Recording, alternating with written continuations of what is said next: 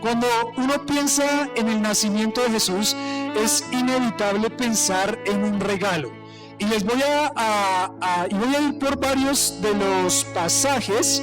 Estoy a ir por varios de los pasajes en los que nos recuerda que el nacimiento de Jesús y este Dios que venía a ser hombre era un ¿qué? Regalo. ¿Listo? Vamos a acomodarnos. Ya les pido por favor que se sienten, que no hablemos más, que podamos hacer silencio para que podamos estar completamente concentrados acá. Entonces, les dije que el título era el más, ¿qué les dije? El más precioso regalo. El más precioso regalo. Bueno, en primer lugar, vamos a ver acá en Isaías capítulo 9, versículo 6, el regalo prometido. ¿Listo? ¿El regalo qué? Prometido. Isaías capítulo 9, versículo 6. Si lo tienen ahí en sus Biblias, dice así el versículo 6, dice, porque un niño nos es ¿qué? Nos es nacido. Aquí está hablando del nacimiento de un ¿qué? De un niño. Porque un niño nos es nacido, hijo nos es dado. Y esa palabra dado es la palabra clave en la cual yo me quiero enfocar en esta mañana. Porque un niño nos es nacido, hijo nos es dado, y después nos explica quién es ese niño. El principado viene sobre su hombro, es decir, que él es un rey. Se llamará su nombre ¿qué? Admirable, consejero, Dios fuerte, Padre eterno y príncipe. Estas características que se dan en este pasaje hacia ese niño que iba a nacer son características y atributos ¿de quién? De Dios. Eso significa que el hijo que iba a nacer y que iba a ser dado por alguien era Dios. Tiene las características de Dios. Eso significa que este niño es Dios. Este niño que iba a nacer es Dios. Aquí la palabra que nos llama mucho la atención es esta palabra dado. Un hijo nos es ¿qué? Nos es dado. Esa palabra nos llama la atención porque esa palabra dado significa alguien toma de su propia voluntad dar o entregar algo. Aquí en un comentario decía, es el don gratuito de Dios, el regalo gratuito de Dios al que el hombre no tenía derecho. El hombre no tenía derecho a este regalo y Dios dio a este regalo. Y Dios dio este regalo. El regalo más preciado que un hombre puede recibir es el que viene de Dios. Recuerdan que hay una película que se llama Botas Rojas. Fue lo que actuaron hace un año nuestros hermanos aquí con los niños. Y recuerdo que en esa película y en esa escena, este hombre dice que se le aparece un ángel y le dice que en esta Navidad, él va a recibir el mejor de los regalos. ¿Cuál es el mejor de los regalos? Le dice él, un regalo que viene de parte de Dios. Un regalo que viene de parte de Dios. Claro, cuando uno piensa quién es este Dios admirable, consejero, Dios fuerte, Padre eterno, príncipe de paz, cuando uno piensa quién es este Dios, el creador del universo, cuando uno piensa quién es este Dios, el que creó todas las cosas, no por accidente, sino por su palabra, uno dice, claro, yo preferiría millones de veces, un regalo que viene de parte de quién? De Dios. Los regalos que vienen de parte de personas que están a mi alrededor, que yo amo mucho y que yo quiero mucho, son regalos muy valiosos, son regalos muy preciados. Pero si tuviéramos que elegir entre un regalo que viene de algún hombre y un regalo que viene de parte de Dios, ¿usted qué elegiría? Y prácticamente que casi que la respuesta es lógica. Yo elegiría un regalo que viene de parte de Dios, porque el regalo que viene de parte de Dios, de este Dios que es bondadoso, de este Dios que es maravilloso, que es misericordioso, ese regalo debe ser el mejor de todos los regalos. Acá cuando empezamos a ver en Isaías ese regalo prometido, podemos empezar a pensar, este regalo venía de parte de Dios. Un hijo nos es dado. Y el regalo más preciado, más lindo, más precioso, que más valor tiene, es el regalo que viene de parte de Dios. Es el regalo que viene de parte de Dios. Aquí Dios lo que está diciendo 700 años antes es que va a venir un regalo maravilloso y que las personas tienen que esperar a ese regalo. Es interesante y no puedo dejar de pensar y de decirles lo que es el contexto del libro de Isaías. El libro de Isaías lo escribe el profeta Isaías en un momento de la historia de la humanidad. Para el pueblo de Israel era un tiempo de muchas tinieblas, de mucha oscuridad. El pueblo de Israel estaba a punto de ser conquistado por el reino de Asiria y entonces ellos estaban en mucha angustia y en mucha aflicción. Era un momento para ellos de mucha tristeza. Había una carga en su corazón porque ellos se habían entregado al pecado y Dios los había tenido que castigar.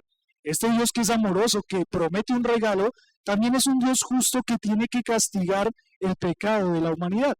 Ellos han sido rebeldes, este pueblo había sido rebelde y Dios los había castigado con las conquistas del pueblo asirio y ellos están a punto de ser conquistados y prácticamente diríamos que estaban viviendo en un momento de mucha oscuridad para sus vidas.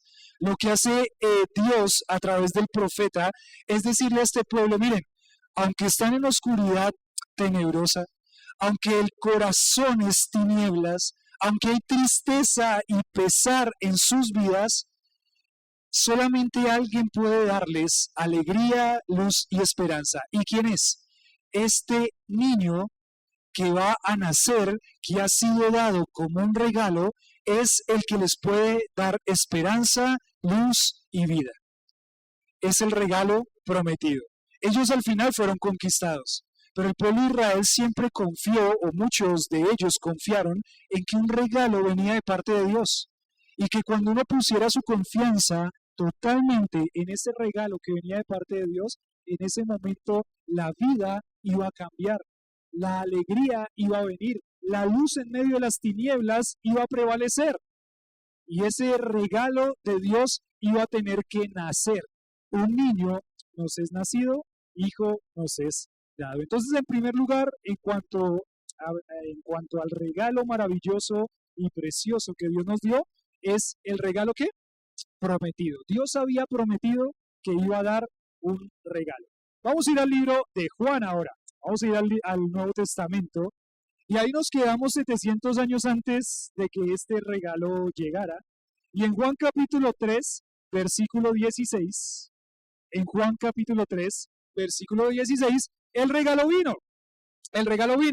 Pero aquí en Juan 3:16, el regalo que vino ya no es un niño, sino que ¿cuántos años tiene más o menos aquí aproximadamente? Aquí en Juan aproximadamente ya tiene 33 años. ¿Listo? Aquí en Juan ya tiene aproximadamente 33 años este regalo. Acabamos de cantar una cantidad de canciones que nos recordaban del nacimiento de Jesús. Este Dios venía a hacerse hombre, pero tenía una labor y un plan específico. Recuerden que hoy estamos enfocados en la palabra dar, ¿Qué dice Juan capítulo 3, versículo 16? En este segundo punto yo le puse el regalo de amor. En primer punto era el regalo ¿qué? Prometido. En segundo punto, el regalo de ¿qué? De amor. El regalo de amor. Dice Juan capítulo 3, versículo 16, porque de tal manera, ¿qué hizo Dios? Amó Dios al mundo, a la humanidad, que ¿a qué? Ahí está la palabra clave. La palabra clave es dar.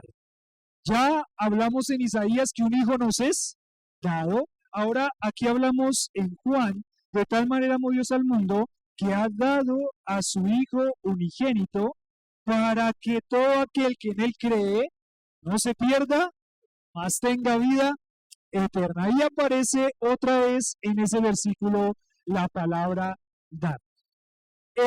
¿Quién está hablando en esta escena en Juan? ¿Quién es el que está diciendo estas palabras? Ustedes pueden pensar ahí, bueno, Juan está narrando lo que pasó, pero ¿quién está hablando ahí? ¿Y con quién está hablando ahí? Hagan ahí un recuento ahí si alcanzan a verlo los versículos antes, porque en el capítulo 3, el título en el capítulo 3, ¿qué dice? ¿Qué dice? ¿Qué dice? Pero antes de Nicodemo dice algo. Jesús y Nicodemo. ¿Cómo están? ¿Están despiertos todavía? ¿Sí? ¿Seguros? ¿Están atentos? ¿Jesús y quién? Aquí hay una escena en la que Jesús está hablando con uno de los líderes religiosos del pueblo de Israel. Nicodemo está muy inquieto porque él ha escuchado todo esto de que viene el Mesías, de que un hijo nos es dado, de que muchos siglos antes había sido prometido un regalo. Cuando Jesús viene a esta tierra, se hace hombre y él empieza su ministerio, Jesús está haciendo muchas cosas que a Nicodemo le llaman la atención. ¿Por qué? Porque Jesús tiene la tarea de demostrar que Él es ese Dios que venía a hacerse hombre. ¿Y cómo demostró Jesús que Él era Dios? ¿Cómo demostró Jesús que Él era Dios? Miren, las formas como Jesús demostró que Él era Dios fue haciendo milagros, haciendo cosas que nadie más sino Dios podía hacer. ¿Ustedes recuerdan, por ejemplo, que Jesús había convertido agua en vino? ¿Recuerdan esa escena? Jesús convirtió agua en vino. Bueno, ¿quién puede hacer eso? ¿Quién puede transformar agua en vino?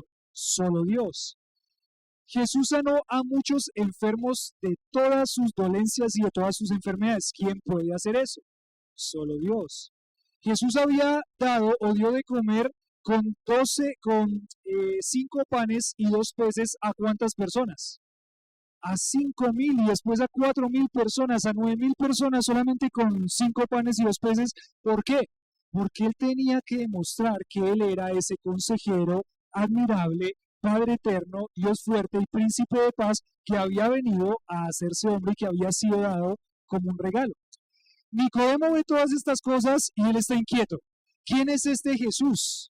¿Quién es este que ha hecho todas estas cosas? ¿Eres tú el profeta que habíamos esperado? ¿Eres tú el profeta que Dios nos había dicho siglos antes que nos iba a dar? ¿Eres tú Dios hecho hombre?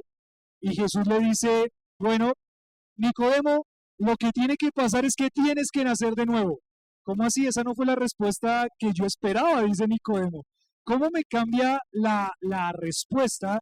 Y de una pregunta tan concreta que yo le hago a Jesús, él me responde que es necesario nacer de qué? Nacer de nuevo. Ahora, en esta historia del nacimiento de Jesús, se nos pone en el medio esta escena. Y él dice, Jesús le dice, bueno, Nicodemo, lo que tienes es que nacer de nuevo, y la forma como tienes que nacer de nuevo es que tú pongas tu confianza en el regalo que Dios ha dado. ¿Qué es quién? Aquí miremos en el versículo 16. Porque de tal manera amó Dios al mundo, que ha dado ¿a quién? A su Hijo unigénito. Bueno, ¿quién es el Hijo unigénito del Padre? Entonces nosotros creemos que bíblicamente hay un Dios que existe en 3 personas: Padre, Hijo y Espíritu Santo. No son 3 dioses, sino es un Dios que existe en 3 personas, y la segunda persona de la Trinidad se llama el Hijo, el que vino a hacerse hombre, Dios mismo hecho hombre aquí en la tierra. El regalo de Dios era el Hijo. Ahora uno puede pensar, ¿cuántos entregarían como regalo a su hijo a otra persona?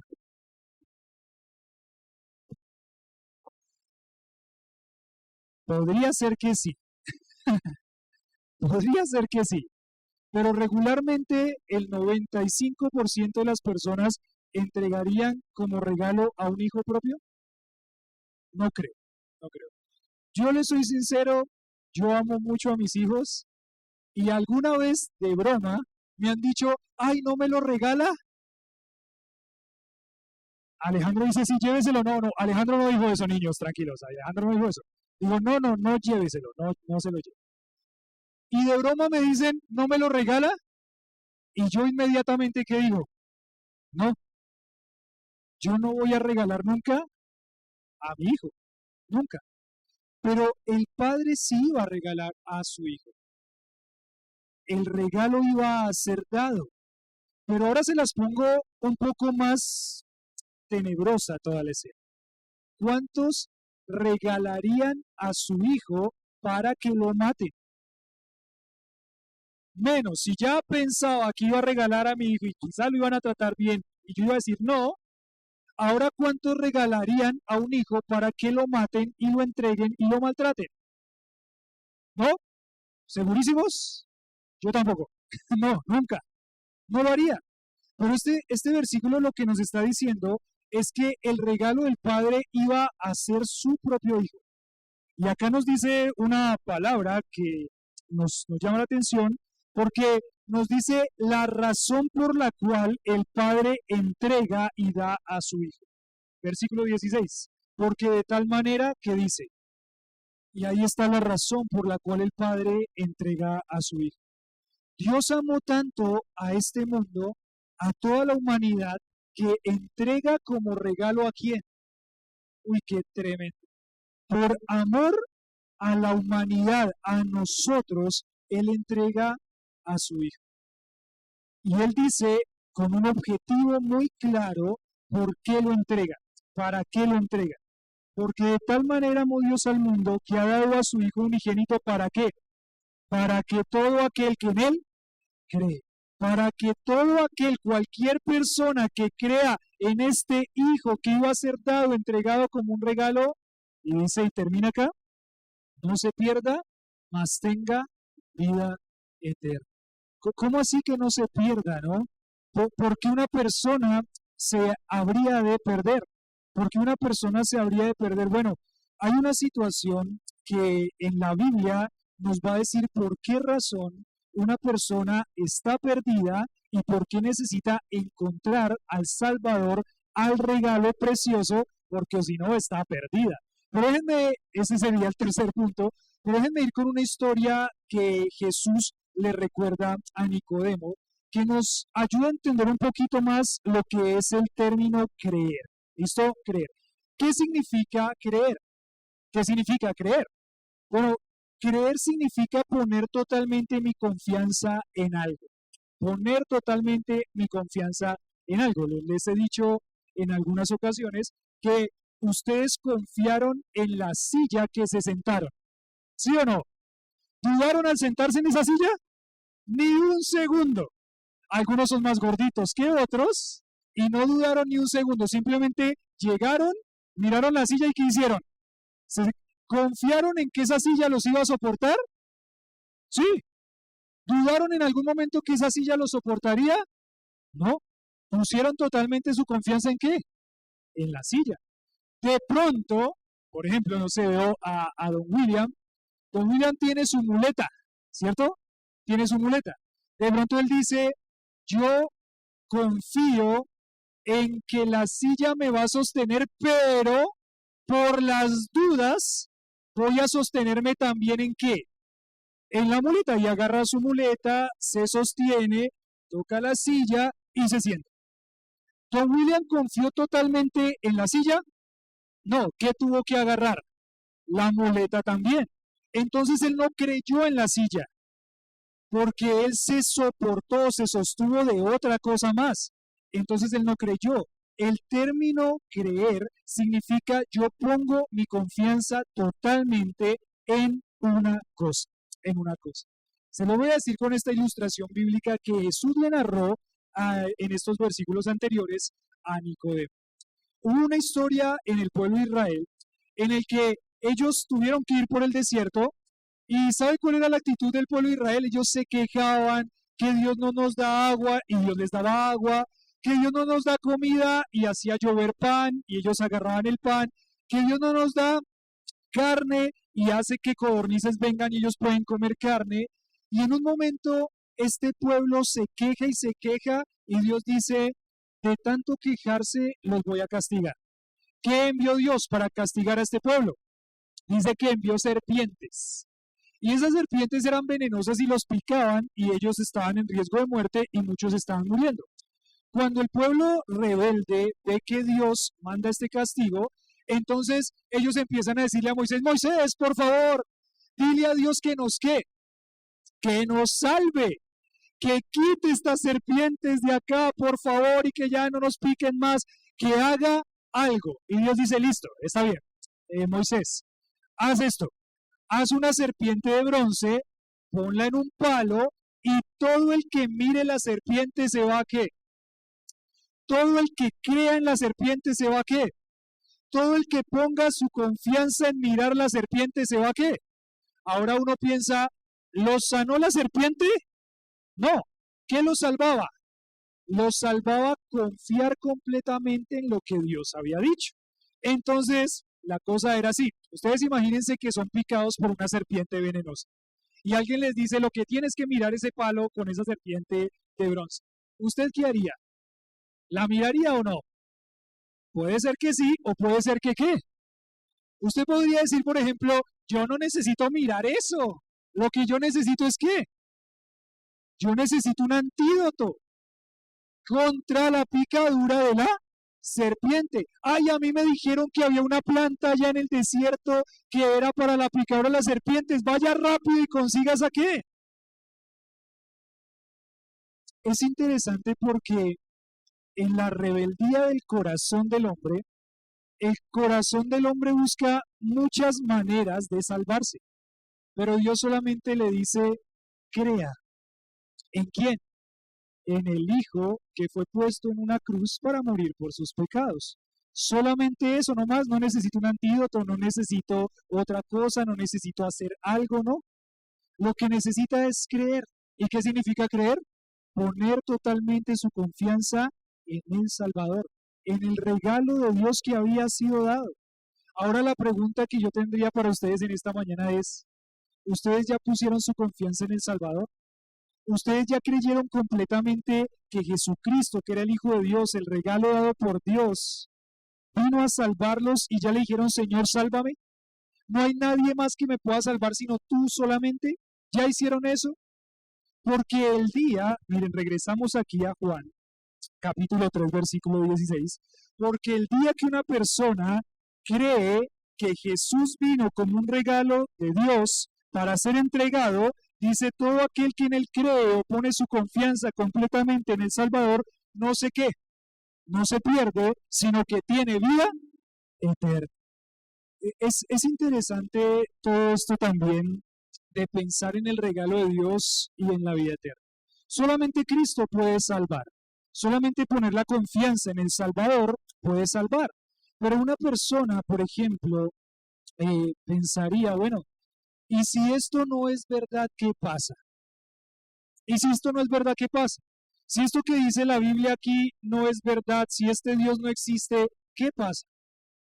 Bueno, pues la buena noticia es que si esto no es verdad, entonces ¿qué pasa? Nada. Usted muere y ¿qué pasa? Nada. O puede ser que en las diferentes creencias que hay en el mundo, uno podría decir, personas dicen, por ejemplo, si yo muero, ¿qué pasa? Nada.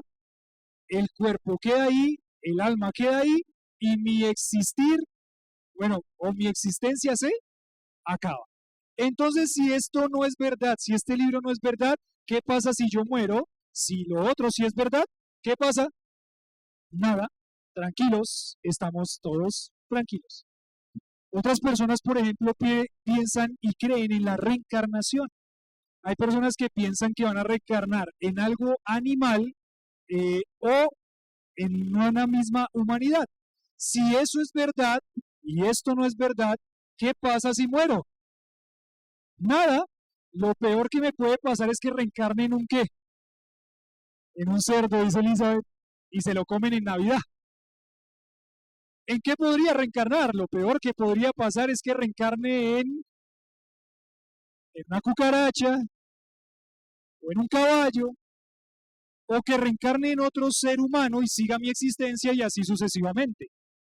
Por ejemplo, hay personas y hay creencias que dicen que hay un estado intermedio entre el paraíso, en donde se van a purgar los pecados y después de eso sí llegaríamos a la eternidad. Si eso es verdad, entonces ¿tengo algún peligro? Entre comillas, no, porque estaría en ese lugar intermedio y después ¿qué pasa? Iría a la eternidad. Entonces, en verdad no pasaría nada. Pero el problema es que si la Biblia es verdad y si este libro es la palabra de Dios, una persona que muere sin haber puesto su confianza en el Salvador, dice aquí la palabra que esa persona se perdería. Y ese término perder en la Biblia es vivir una eternidad separado de Dios, lejos de Dios. Y no es por 3 años, ni por 5 años, ni por 1000 años, ni por 10.000 años. Es por toda la eternidad. Por eso es que aquí hace un contraste en que ese regalo de amor del Padre a la humanidad, que es Cristo, entregándose en la cruz, es un regalo precioso para que las personas puedan creer en el Salvador y tener una vida eterna. Porque de lo contrario, si no tienen una vida eterna, el antónimo sería una muerte eterna. Y una muerte eterna significa separado de Dios por toda la eternidad. Este regalo fue prometido y fue prometido como un regalo de amor para salvar a la humanidad. Por eso la pregunta es tan importante, porque esto no nos está hablando solamente de lo que nosotros vivimos en esta tierra. Esto nos está hablando de lo que pasa con una persona después de morir. Me acuerdo que tenía una conversación con alguien en el carro hace unas semanas y yo le decía a esa persona, lo más importante no es que esa persona se sane físicamente de su dolencia aquí en esta tierra. Lo más importante es qué va a pasar con esa persona después de qué, de morir. ¿Por qué? Porque la muerte es algo que es muy latente en nosotros. Nosotros somos muy vulnerables. Estaba pensando en estos días de tanta cantidad de accidentes que pasan, de personas matando a otras personas, de cosas que pasan en el cuerpo que dejan de funcionar y las personas que pasa, mueren. Nos pasó con nuestra querida hermana Luzmila hace 3 meses, en que ella estaba bien, un derrame cerebral y tuvimos que hacer su entierro hace 3 semanas. Ella era una mujer muy sana, una mujer joven. Entonces, el ser humano es muy vulnerable, el ser humano es muy frágil y tiene que ponerse a pensar, porque la palabra de Dios dice que Dios puso eternidad en el hombre. Aún de las personas que han sido más ateas en el mundo, es decir, no creyentes en nada, en una deidad, han llegado al final de sus vidas y han tenido que reconocer que tienen miedo a la muerte porque están pensando que después hay una eternidad. Hemos escuchado miles y miles de personas que no creían en el Dios de la Biblia y después se terminan diciendo, hay tanta evidencia que debo creer, no hay otra opción. Y hay otra situación en nuestra vida, en nuestra tierra, en nuestro mundo, que nos dice, miren, usted puede creer lo que quiera creer. Igual todas las cosas que una persona crea está bien. Y la verdad es que esa frase o esa creencia es algo que es una mentira en el corazón de cada persona. ¿Por qué? Porque yo no puedo creer en cualquier cosa y todas las verdades están bien. ¿Qué tal si una persona dice, yo no creo que China existe? Yo no creo que China existe. Porque una persona diga que China no existe, ¿China va a dejar de existir? No puede dejar de existir. Entonces, los hechos y las verdades de la palabra de Dios nos dicen, miren, hay una situación espiritual en la vida del hombre. Y es que todos nacemos con una condición de pecado que nos aleja de Dios. Pero Dios dio un regalo precioso que fue a su Hijo para que muriera por nosotros en la cruz, y todo aquel que cree en que Jesús vino a morir por él, no se pierde, sino que tiene vida. ¡Qué bendición eso! ¡Qué regalo tan precioso! El regalo no solamente es algo físico, sino es un regalo espiritual en el que uno dice, puede ser que el día de hoy yo pase de una condición de muerte espiritual a una vida eterna solamente por poner mi confianza en ese regalo que Dios dio, que fue su propio Hijo muriendo por nosotros en la cruz. Ese era un regalo de amor. Y en tercer punto vamos a ir al tercer y último pasaje, que es Romanos capítulo 6, versículo 23. Romanos 6:23. Romanos 6:23. Entonces ya vimos antes de que este regalo llegara siendo prometido, vimos cuando el regalo ya estaba aquí en la tierra diciendo que el Señor o Dios lo había enviado para morir como regalo, y ahora vamos a ver en tercer punto el regalo que da vida.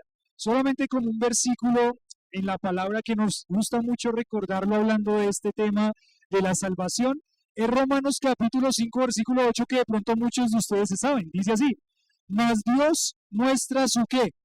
Su amor para con nosotros en que siendo aún pecadores, Cristo murió por ese regalo, vino a morir por amor a nosotros, para que nosotros pudiéramos tener vida. Mas Dios muestra su amor para con nosotros en que siendo aún pecadores, Cristo murió por nosotros. Romanos 5:8.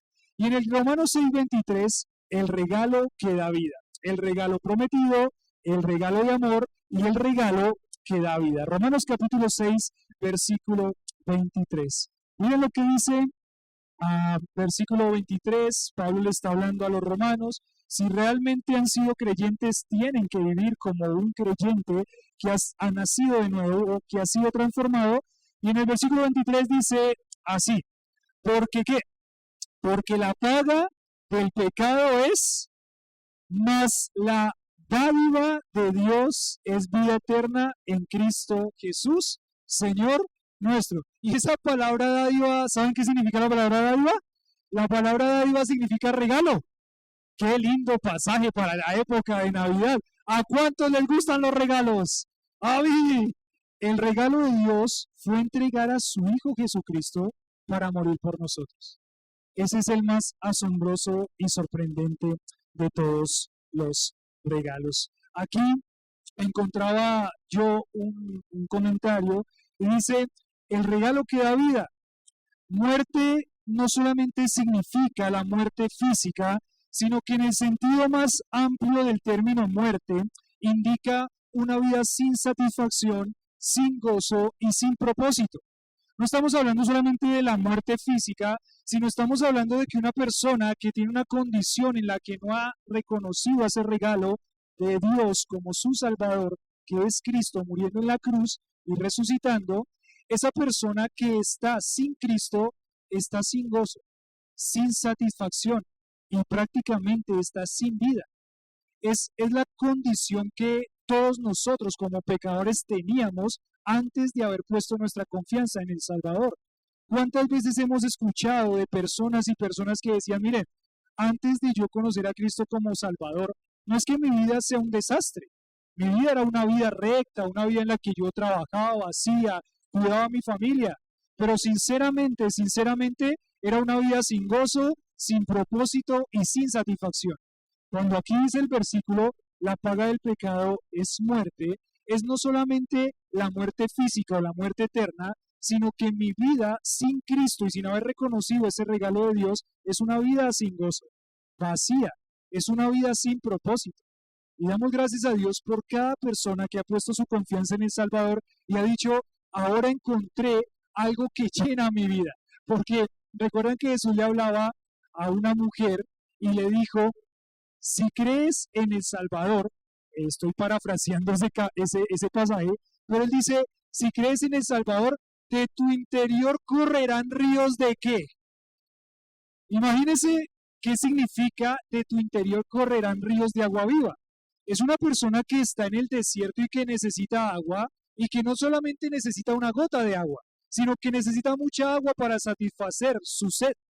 Y llega y encuentra una fuente de aguas en la cual él se puede sumergir, refrescarse, tomar aliento y no solamente por un tiempo, sino que va a ser continuamente, porque el que tiene a Cristo como su Salvador tiene la satisfacción completa.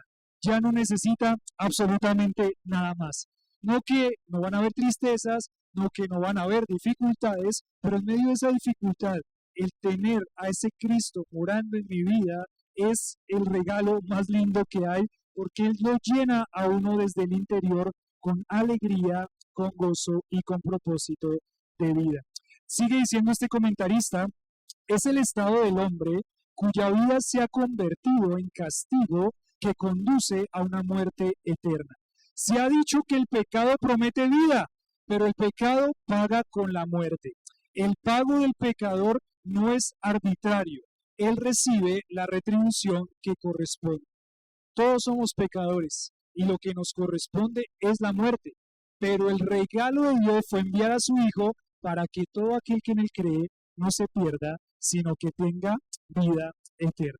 Les leo lo que dice 1 de Juan 5, 11 y 12, no tienen que ir allá, pero él dice así: Dios nos ha dado vida eterna y esta vida está en su Hijo, es decir, en Jesucristo. El que tiene al Hijo tiene ¿qué? La vida. Y el que no tiene al Hijo de Dios no tiene la vida. El que tiene al Hijo tiene la vida, pero el que no tiene al Hijo ¿qué? No tiene la vida. En conclusión, les voy a concluir con un pasaje y con una historia, ¿listo? Con un pasaje y con una historia. Ahí en el libro de Deuteronomio, en el capítulo 30, no tienen que ir allá, pero Moisés está dando su discurso final. En el 30, capítulo 30, versículo 19. 30, 19. Y Moisés va a terminar con su discurso y les va a invitar a algo a este pueblo que está ahí enfrente. Dice Deuteronomio capítulo 30, versículo 19, dice: a los cielos y a la tierra llamo por testigos hoy contra vosotros, que os he puesto delante la vida y la muerte, la bendición y la maldición. Escoge pues la vida para que vivas tú y tu descendencia. Hoy es una oportunidad más para preguntarse: ¿qué voy a escoger hoy? ¿Voy a escoger la vida, que es este regalo prometido, precioso, de amor que Dios envió? ¿O voy a escoger la muerte, que sería rechazar ese regalo? Aquí en Deuteronomio Moisés le decía al pueblo: escoge la vida y escoge la bendición. Esto no es un juego, estamos hablando de la eternidad de una persona. La vida eterna que viene como regalo de Dios. Y termina con esta historia y oramos, porque ¿cuántos quieren comer? No, ahora ninguno quiere comer. Está buena la comida para el día de hoy. ¿Cuántos quieren ver un especial de Navidad? ¿Cuántos quieren escuchar a unos niños cantar? Vamos a ver. Voy a terminar con esta historia para ir con los especiales del día. Bueno, escuchen atentamente esta historia. No se la pierda porque esta historia está buena. Dice así: dicen que esta historia es una historia de la vida real y tuvo que ver con un padre que era muy rico, que tenía mucho dinero y que junto con su hijo lo que ellos hacían era coleccionar piezas de arte muy costosas. Saben que hay piezas de arte que cuestan millones y millones de pesos y de dólares. Es impresionante. Y lo que hacía este padre con su hijo era tener estas obras de arte, coleccionar estas obras de arte muy costosas. Junto con su hijo se sentaban allí horas enteras viendo las bellas obras de Picasso, de Rembrandt. Cuando estalló la guerra, la Segunda Guerra Mundial, el hijo fue llamado a pelear por su país y dícese que el padre siempre esperaba todos los días las cartas de que su hijo le mandaba para saber cómo se encontraba el hijo. Las cartas dejaron de venir un día, 2 días, después fueron varios días, los cuales se convirtieron en semanas y hasta en meses. El padre angustiado ya no sabía qué hacer, en desesperación por saber qué había pasado con su hijo. Dícese también que después de varios meses, justo antes de Navidad, le tocaron a la puerta al padre. Estaba allí parado un hombre joven quien tenía un paquete grande en sus manos. Señor, usted quizás no me conoce, pero yo soy el soldado a quien su hijo salvó. Él salvó a muchas vidas en aquel día y a mí me estaba cargando hacia un lugar seguro cuando de repente una bala se cruzó en el camino y murió su hijo allí en aquel instante.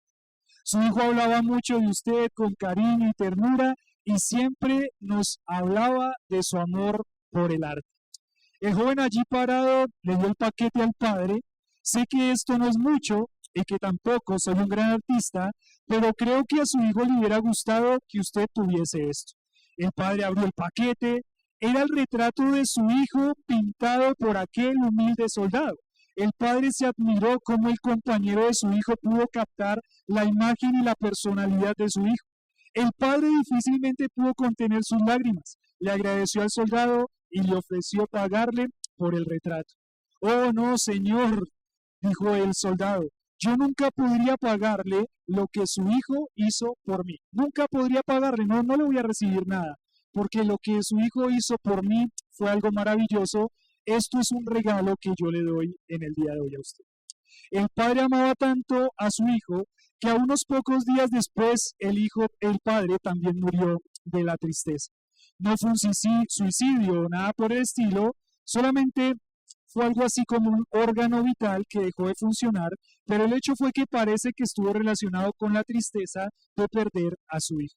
Hubo después una gran subasta en la casa misma del padre. Mucha gente importante, influyente, se reunió en la mansión del padre, algunos viajando desde lugares distantes para tener una oportunidad de comprar algunas de las obras de arte de pintores de gran renombre que tenía como colección el padre. El subastador empezó el remate golpeando con su martillo. Vamos a empezar la subasta con el retrato del hijo. ¿Cuánto ofrecen por la pintura del hijo? Hubo de repente un silencio. Después de un corto momento, una voz se escuchó por el lado de atrás de la pequeña multitud. Vinimos a comprar las obras de arte de los grandes pintores famosos. Sáltese esa pintura o déjela para el final. No nos importa el retrato del hijo. Pero el subastador persistía en la oferta. ¿Cuánto ofrecen por esta pintura del hijo? ¿Quién va a comenzar con una oferta? De pronto 200,000 pesos, 100,000 pesos. Se escuchó otra voz amarga. No vinimos hasta aquí para esa pintura. Vinimos para tratar de comprar a Van Gogh, a Rembrandt o a Picasso. Vamos, y comienza con lo que sí son pinturas de verdad. Pero el subastador insistía. El hijo. ¿Quién da algo por el hijo? Al final se escuchó otra voz que también venía desde la parte de atrás del salón y era el jardinero que había trabajado en la casa del hombre rico y su hijo. Ofrezco $10 por el retrato del hijo. Como era un hombre pobre, eso era todo lo que podía ofrecer. Tenemos 10, dice el subastador. ¿Quién ofrece 20? ¿Quién ofrece 20 por el retrato? ¿Quién ofrece 20 por el retrato? 10 a la 1, 10 a las 2. 10 a las 3, vendido al hombre que dio 10,000 pesos. La pequeña multitud comenzó a enojarse en gran manera. No estaban interesados en comprar el retrato del hijo. Ellos querían tratar de comprar inversiones de mucho más valor. El subastador golpeó su martillo. Vamos, se acaba la subasta. Un hombre dijo: ahora sí, por fin vamos a la obra de arte, pero el subastador dijo, dejando su martillo en la mesa: lo siento, pero la subasta ha terminado. ¿Pero qué? ¿Cómo así? ¿Qué pasó? Las otras pinturas. Díganme, vinimos a las otras pinturas. Y el subastador dijo lo siguiente: lo siento, pero cuando fui contratado para esta subasta, me hablaron de una estipulación secreta en el testamento del padre. Fue una estipulación que solo se me permitió revelar hasta el término de la subasta. La única pintura que iba a ser vendida era la pintura del hijo. La única. Quien comprara el retrato del hijo iba a tener toda la herencia del padre. Toda la herencia. No solo sus obras de arte, sino todo. Todo. ¿No les hace acordar esta historia de la vida real? Dios mismo dio a su Hijo unigénito por nosotros. De una forma similar a esta historia, desde hace unos 2000 años, el mensaje sigue siendo el mismo. El Hijo, quien acepte al Hijo, acepta todo. Quien acepta al Hijo, acepta al Padre. Y entonces pensamos en este momento de la historia de la Navidad. Si has recibido a Cristo en tu vida, si has creído en Él como tu Salvador, tienes absolutamente todo. Y si no lo has hecho en este día, en tu vida, ¿qué esperas para aceptar el regalo del Padre? Solamente tienes que decirle: Señor, salva